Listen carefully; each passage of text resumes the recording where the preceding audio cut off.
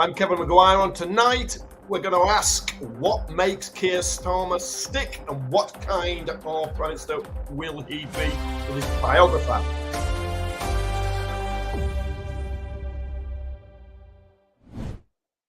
Yeah, it's 2 days to the general election. Every poll, the bookies, canvass returns all point to Keir Starmer becoming the next Prime Minister. So what do the Tories do? Well, they throw around slurs, pretending he's going to be a part-time or a 4-day-a-weeker just because he said he'd like to protect Fridays to evenings after 6 to spend with his family.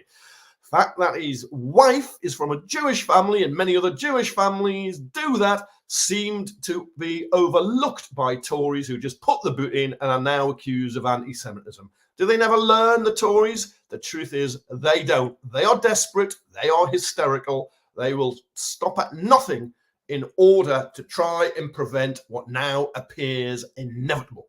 Well, to discuss what type of Prime Minister Keir Starmer will be, we've got his biographer, Tom Baldwin.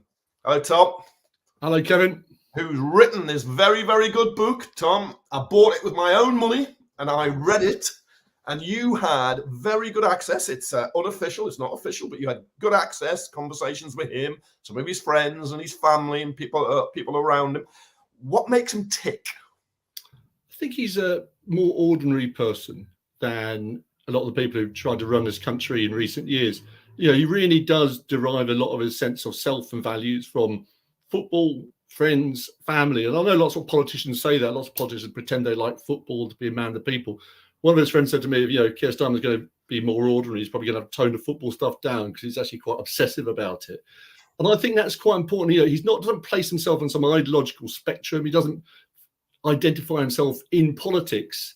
He sees himself as someone who's come into politics quite late, doesn't particularly like some parts of it, and he doesn't care whether there's a Starmerism or not. He's not interested in isms. What he said to me is, I just want to get stuff done. Is he? You know, it's very. He doesn't like to talk about himself. And I know people laugh now. Oh, he's the sort of a tool maker and a nurse. But you point out in your book that he found it odd that he came to politics late. He's in his 50s, and all of a sudden he's talking about his mum and dad when he's never done that publicly in his life. Well, most people don't. Most people don't have a backstory. They've got a few anecdotes about their childhood, and if you went on a bit more than that, everyone would get bored and say, "Stop banging on about yourself." Most people don't have a vision either. Only politicians are meant to have visions and backstories. It's one of the reasons why politics looks so weird to most people. And I think he feels uncomfortable about it. And, you know, in talking, I did about 25, 30 interviews for this book. And a lot of it was chiseled out of him because he doesn't want to be the guy who's talking about himself the whole time. He wants to talk about how he wants to change the country. You know, these questions he gets in, you know, a lot of interviews, I'm sure not with a mirror, but, you know, like, what's your favorite chocolate biscuit? You know, which sock do you put on first? It's not really a qualification to be Prime Minister and run the country. It's a qualification to sort of amuse and titillate people. And that's why we end up with clowns like Boris Johnson as Prime Minister. But is it quite important we know about the character of politicians and Keir Starmer? You know, what drives him? Yeah, and I think character does matter. Chocolate biscuits, not so much, right? Right? Yeah, fair point. Yeah, so it's like, look, there's 350 pages about his character in my book, and it's about a guy, probably the most working class leader Labour Party's had for a generation, who had a pretty tricky relationship with his dad, who felt he wasn't respected and closed on himself, a mother who was really sick and was often in ICUs when he was a kid and he didn't know whether she would come back. You know, he talks about class. He's the first Labour leader for a long, long time to talk about class and snobbery because he's felt it, he's experienced it. And that's not like kind of vote for me because, you know, I'm working class. Vote is, I think he's saying, I get it. I get what lots of people are going through. I get what it's like when you can't afford to pay the bills, because that happened to me when I was a kid. I get it because actually my brother and sisters actually have pretty precarious lives now. And they tell me what it's like. It's about being in touch and being part of real life rather than 40,000 feet up in the air or flying around in a helicopter. Yeah, because again, I kind of noticed it, but you crystallized it in your book. When he talks about class, it's not have class war. It is the fact that some people don't get a fair crack out of their whip. They don't get their fair share of decent opportunities in life. And that seems to be very important to him, just widening opportunity. Yeah, I think of all those missions he set out, that's probably the most personal to him. But it's a complicated story because people are complicated and he's complicated. So it's part of his story is about aspiration, trying to get on and get out and then wanting to prove himself. And that's what he's done. He's gone on and become a lawyer and he's become a politician. So he's proved himself. And all his life he's felt a little bit people underestimate him, and then he goes and proves himself. But part of it's also about guilt and recognizing that not everybody goes on to university and becomes a successful barrister. He had, this brother who had some difficulties learning, and 2 sisters, family, and he left them behind. And so it's a sense of not just, everyone can get on. It's a sense of how do we make a country work for everyone? There's a touch of Gordon Brown in him there, isn't there? It's rather like, I found in my dealings with Keir Starmer, he's quite funny. He sees the absurdities of life and politics and campaigning in particular. The number of Tories who say he is boring. I mean, in one way he does. He armours up. Is that a mistake? I think he doesn't want to let politics and the media into every part of his life. And that's, part of that's about protecting his kids and protecting his wife and making sure they can have a normal life. But I think it's something else as well, because he doesn't locate himself in politics. He wants to protect those channels back to a real life, because that's where he kind of refreshes his sense of who he is and the reason why he came into politics in the first place. And so, if once you make your kids part of your brand, it kind of changes your relationship with them. It's like if you've seen the film of your favorite book, it's never quite the same. And I think he wants to maintain that sort of sense of his feet on the ground and a real life to remind himself of what this is all about, rather than all just being about politics and show. He must be worried about his children, his wife, and how the job of being prime minister. Look, he's going to be prime minister on Friday, isn't he? The impact, and it kind of played through with him saying, "Oh, he'd like to keep where he can Friday nights for them, so they did something else as a family." Normal people occasionally come home and see their kids, and I think it's probably, I'm not sure I'd trust a prime minister who's too busy ever to see his children. He wants to maintain that, and he wants to carve out that bit of time on a Friday night. But the idea that he's not a hard worker, I mean, it's like almost everyone who's ever known him says he works harder than anyone they've ever met, and it's such a weird attack that the Tories are suddenly making. This is a guy who'd go out and play pretty hard as a student, and they said he'd always be up at 6 a.m. doing his work while they were sort of sleeping it off in some corner of the living room. So of all the attacks you can make on Keir Starmer, the idea that he's a part-timer or he's not going to work hard enough is probably the widest of the mark so far. When he's in number 10, what type of prime minister do you think he'll be? Very methodical, almost a chief civil servant, or will he show flashes of flair? I think sometimes we get in the wrong way round, because we're so used to politicians coming out with their big radical visions, their 3-word slogans that are going to solve everything, and then they fail and people feel more disillusioned about politics as a result. And what I think he will do is, what you first see won't be the end of it. You'll see these first steps, and you'll do the obvious things and the straightforward things. And if that's not making progress fast enough, he'll become progressively more radical, but for pragmatic reasons. So rather than say, here's my big radical plan and then failing, he'll just get on with it. And that's how he led the Labour Party, really. He didn't come in 2020 with this whole blueprint to reform the Labour Party, turn it inside out so it faced the people rather than its activists. He slowly moved to that place, and then change began to accelerate. He never made a song or dance about it. When he did the party reforms in 2021, he announced it the week before party conference, did it, then didn't even mention it in his conference speech. If that had been Tony Blair, he'd have been banging on about it for 6 or 7 months beforehand. There'd have been a road show. There'd have been a national conversation. He just gets on and does things. He always likes a football metaphor. He said, look, I want to do my talking on the pitch. We can all give it large pre-season. We can all make the most inspiring speech in the dressing room beforehand. He actually wants to get on the pitch and do stuff. Is he capable of leaving a foot in and going hard if one of his cabinet ministers isn't up to it?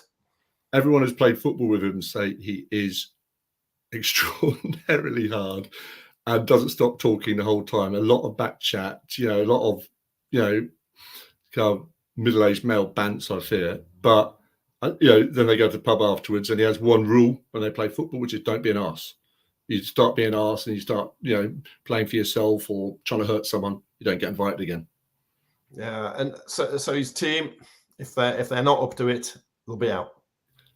I think part of what he wants to do is restore some faith in politics and democracy. Now, some of that is getting on and doing stuff rather than just talking about it. Fixing a few potholes will probably do more to restore faith in democracy than the most sort of grandiose speech you can make. But another part of it is standards in public life. We saw that sort of entitled, swaggering arrogance during Partygate. People who thought that politics was just a game, they could do whatever they wanted. We saw it again actually in this election. As soon as they found out the election day, their first instinct was to rush out to bookies and line their pockets. So he's going to introduce a set of new rules, new ethics rules. And he said, look, no one's going to believe me about this and clean up public life until I take some action. No one believed him. Then he said he'd sort of get rid of anti-Semitism in the Labour Party until he sacked Rebecca Long-Bailey and then took out Jeremy Corbyn too. It's about action rather than words, doing rather than saying. And he's been, the last 9 years, all he's been able to do is talk about what he might do or what he might not do. He says he's like counting off the days in a cell, chalking them off on the cell wall now before he can actually get into government and start doing stuff rather than just talking about it. Do you think it was made stronger, Tom, by losing the Hartlepool by-election in 2021, just after COVID, and then there was all that Beergate, a put-up job, in my view, in Durham by the Tories, claiming he'd breached COVID rules, but he did decide that if he was given a spot fine, as Boris Johnson and Rishi Sunak got, they didn't quit, but he said, I'll be out.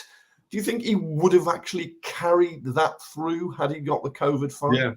Yeah. I think if the thing he hated more than anything else was this idea that people thought he was the same as Johnson. He doesn't really hate that many people. He really hates Johnson. He really despises the man because he thinks, Johnson just thinks politics is a game. It's japery. It's a bit of fun. You can do that, can lie about that, say this. And he just hates that kind of politics. And so this idea that people put him in the same bracket as Johnson, he'd have had it right, I'm off. I'll have had it. That's it. And, that's sort of, I guess all politicians, anyone who wants to be prime minister has some sort of vanity. And his vanity is that he genuinely thinks he can carry this sort of sense of integrity that he got about himself through high winds across seas, and that flame doesn't go out. Now, of all the forms of vanity, it's probably not the worst one to have, that you actually think you've got more integrity than the others. We'll see. We'll see whether he can keep it alight in government, because it's going to be a really tough task. The inheritance is awful, and the challenges may overwhelm him. He's not got some of the best performative skills. He's not, he may be a bit underwhelming to some people. But one thing I do know about him, and I trust him on this, is he'll want to try and do the right thing, and he'll want to try and bring change, and he'll want to do it in a way that affects people's real lives, rather than that sort of pie in the sky change about fiddling with, this bit of the constitution or that constitution. He wants to, get more money into people's pockets. He wants to, get the waiting list down. He wants to show that life can be better through politics rather than just politics making people's life worse, which it's done the last few years. And the idea is under promise, over deliver. I think, look, they've got these really big, ambitious missions, which everyone says are really vague, but there's nothing unambitious about trying to get the fastest growth in the G7 or, halve violence against women or girls or get the NHS fit for the future. These are, clean energy by 2030. These are really big ambitions. The exact route he will take to get there, there'll be some trial and error. He's not going to be defined by a single policy. I sometimes think of him like a bloke sort of standing still on the field. He takes a step forward, step to the left, one step back, one step sideways, step forward. And what's he doing? He's crossing a minefield. And on the left, you and I know this, Kevin, we've always had these charge of the Light Brigade. There's not a reason why, there's but to do or die. And they do die. And then we write folk songs about the glorious defeats. There's only been 3 Labour leaders in history to win an election. On Thursday, Keir Starmer wants to be the 4th. Now, that is a record of failure by Labour. He wants to get to the other side. Sometimes it's inelegant. Sometimes it's not very inspiring. Sometimes it looks a bit confusing.